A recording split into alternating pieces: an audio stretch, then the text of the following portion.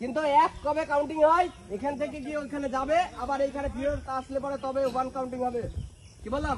5 metre সেটেলে অর্ধেক counting হয় না, যে এখানে গেল বলে 13.5 হবে না, যতক্ষণ এখানে পৌঁছাবে ততক্ষণ হয় হবে 13, না হয় হবে 14, মাঝে 13.5 বলে কোনো শব্দ নেই।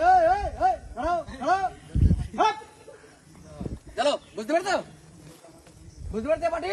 চলো সবাই রেডি,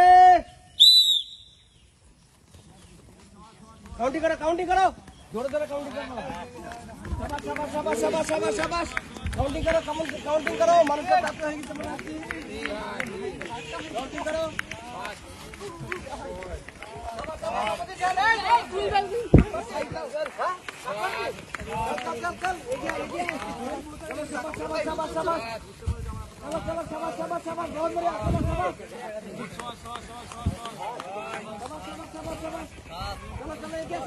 এত দূর আসতে হবে বাবু।